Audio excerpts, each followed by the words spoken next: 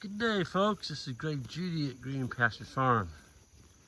Today I just moved the cows, the bulls, onto a fresh paddock. We're just strip grazing them. This one is right at 40 feet wide, and it's about 300 feet long. 26 bulls in there, yearlings, and a few 2-year-olds. And there's 5 machos in there. There'll be 3 in May. Anyway, all I'm doing is I'm extending my lane each day back to the water, keeping my mineral as far away from the water as possible without driving that mineral feeder up onto this grass. This has not been grazed. So I don't want to take my four-wheeler and drive out in that paddock and just, get manure on the tires of my four-wheeler. So I'm not going to foul that grass. So I'm walking these paddocks in. I just grabbed, I think that last one I put in over there was 10 posts. So I grabbed 10 posts and a reel. I go to the far end, hook on cold on that barbed wire fence over there, and I just walk. So I'm stepping my post in as I go across the paddock. And I'm powering up right here. This is my power feed. That goes back to a high tensile wire that's hooked to our solar charger. And yeah, it's hot. That's the one that lit me up the other day. When I was filming those bird houses, that thing got me on the hip. And I mean, that's the hardest shock I've had in a long time. And yeah. So people say, oh, solar chargers don't get hot. Oh yeah, they do. This one does. Yeah, it was a beast. We haven't had any rain until a day ago. We got ½ an inch. And then last night we got another 1/4 inch. And I actually put my raincoat on when I came back here this morning because it was raining pretty darn good. And now I've had to take it off. It's just a beautiful morning out here. It's probably 70, 72. We had a guy come in last night from Wyoming. Super nice fella, young guy. Got a big sheep operation out in Wyoming. Anyway, he bought 20 ram lambs from us, and he's wanting to get a little more parasite resistance possibly into his sheep. He's running 4,000 ewes. That's just one of the herds. And all I can say is that Thomas, he's a young fella, but my goodness, is he a go-getter. I mean, just sit there and listen to that young fella talk. Well, we'd still be talking this morning if it hadn't rained us out. It was just one of those kind of conversations. Yeah, I like hanging around people that are go-getters, and everybody thinks he's nuts. I'm like, well, welcome to the family. When you start doing things differently, people do think you're nuts. And they don't like it. They don't like it at all. And they dislike it so much that they might even turn against you, just to try and get you to come back to the fold or the herd of the average doers that are not making any money in livestock. So, yeah, I don't want to hang around that crowd. There's a lot of people out there, naysayers, like, you just can't do it, you just can't do it, you just can't do it. And I'm like, I've been hearing that, folks, for 30 years. And those people still haven't done anything. Most of them are still working in town, and they'll never, ever realize their dream of doing what their heart's telling them to do, but they're just not going to do it. And we haven't had any rain for 60 days, and we got 3/4 of an inch in the last 24 hours. And this grass is really greened up.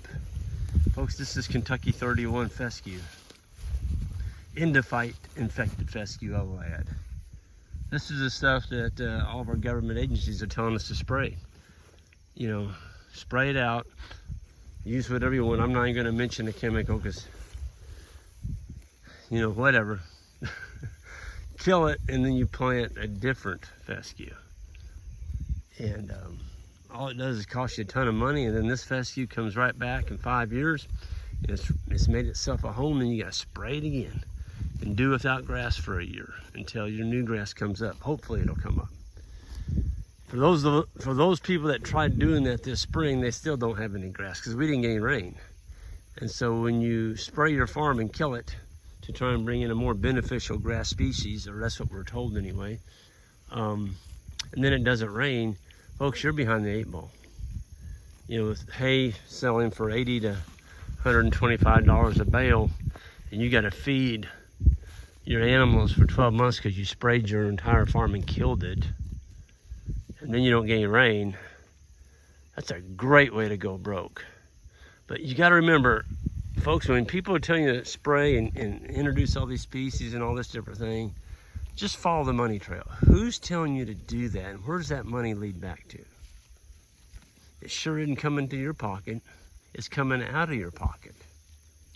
And at the end of the day, we've got to figure out how to make a living on the ground that we have been blessed with. And thank you, Doug and Joanna. This is our lease, the bull farm, and we're just tickled to death to be able to work with Doug and Joanna and make their farm better. And yeah, I mean, you drive up and down the road out here, you don't see grass like this anywhere. I mean, look at that. We were in a D3 drought, and it's still dry. I mean, I put these posts in this morning, and you didn't just step them in. You had to use the heel of your foot and work them in to get them in that ground. So just because we got 3/4 of an inch, it certainly helped, but it's still dry out here.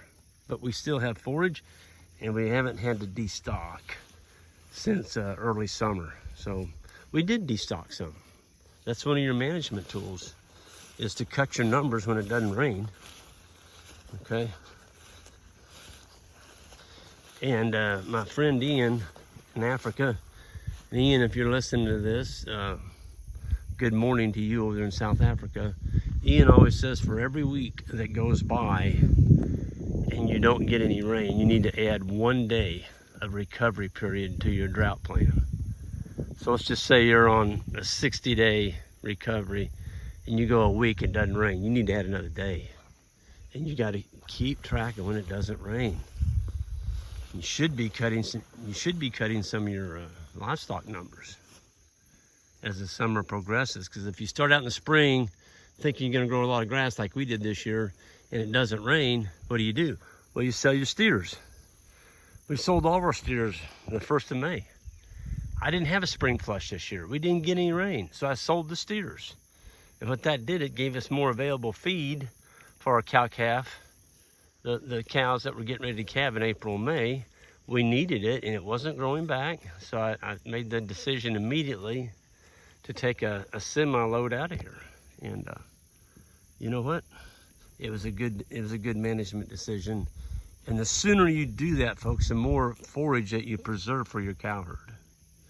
Because if you're working on developing a good cow herd and you don't cut your numbers and it does get in a drought, you're going to feed hay for 12 months. I don't care how good a cattle you got. You've got more money than probably what they're worth. And worse than that, you've overgrazed your entire farm. Folks, it takes a while. It takes a while to grow animals like this one right here. And I'm going to tell you what, it's a process. That is a good animal. And that's not even one of our machos. I thought it was one of our machos. It's not. Well, he's going to be 2 in the spring. Somebody's going to get a really nice bull. I'm not going to show you the tag number. Everybody looks at the tag number and like, oh, I want that one. No, that's not the way we do it. First come, first served basis. That's how we pick our bulls. So we're going to be announcing that in January. Folks that want a really good grass genetic bull, we've got some bulls that'll grow some hair, that'll go up north. We've got bulls that won't grow any hair. They grow minimal hair. Those would be bulls you'd want to put in South Missouri all the way down to the border, south. You don't want to bring a bull that doesn't grow hair and stick him up in Minnesota.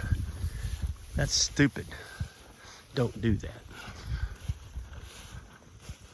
They'll freeze to death. They gotta have hair. There's a nice bull. He's a youngin'. Yep. But folks, these bulls are not breeding cows right now. And so what we're doing is just maintaining them. They're probably putting on half a pound to a pound a day. They're growing. I mean, you can tell they're filled out nice. Getting all the Kentucky 31 fescue they want. Oh, here's a macho up here. Not you, young fella. This 185. He's not for sale, by the way. This is one that he'll be sold in probably after July next year. We'll use him on our cows. But he's a young bull. He won't be 3 until spring. But he's showing the right signs. He's got a good sheaf. He's slick. Got a good crest on his neck. Oh, here's another one. There's 2 of them. I said, that was not a macho. Yeah, he is. There's 2 of them. Yeah. Again, I wouldn't send either one of those bulls any further north in northern Missouri. That's it. They don't belong up north. But some of these bulls, like this young bull here, he's got some hair on him. And we'll see how he develops. He may become a steer, who knows. But it feels awful good to be in a drought and have this kind of feed that we can offer to our bulls rather than feeding hay. Because when you start feeding hay in October, folks, we'll just count the months. You got October, November, December, January, February, March, April. That's 7 months. That's a long time to be feeding $80 to $100 bale hay. And, you know, just to do the math, just do 3% of their body weight. So if a bull weighs, let's just keep the math simple. You got a 1,000-pound bull, and he's going to eat beating 3% of his body weight. That's 30 pounds, okay? Take your 1,200-pound bale, knock off 200 pounds off of it. That's what's going to get trampled on the ground, and the weather may rot some of that because most people don't stack their bales up on ground, up off the ground. So now you got 1,000 pounds. So you take 1,000 divided by 30. That's 30, well, roughly 30 to 33 days that you can get by feeding one bull, or one 1,000-pound animal. So just figure 1 bale per month for a 1,000-pound animal. And that's going to get you pretty close if you're on full feed. Now, if you've got this to offer them, you may go through the whole winter not have to feed a single bale. That's why I tell you, folks, this Kentucky 31, it can take a pounding. It can take a pounding by cattle, and it'll come back. That's a pretty little boy. He's got scurs on him. He's got little scurs on his head. They won't get much bigger than that. He is a beaut. He's just a young fella. I tell you what, one of the best bulls that Teddy Gentry ever had was a scurred bull. He was a stud. But this is what we're leaving behind, folks. So this will all get rained on, snowed on, cold weather will hit it. We'll come back here in about 50 days, 50 to 55 days, and all this manure will be washed off. There'll still be some cow pats here because the earthworms, of course, when it's below 0, they're not going to be out here chewing on them. But there's feed in here. And with the rain cleaning off the manure smell and the foot smell, this is good feed. It's better than feeding them hay. And, man, I was going to say I was going to sneeze, but I couldn't stop. Anyway, I'm going to go ahead and get out of here. We've still got some things to do this morning. And, folks, y'all have a good one out there. Hit that like button and the subscribe button on the video. I'd appreciate it. And everyone have a good one. Be safe out there.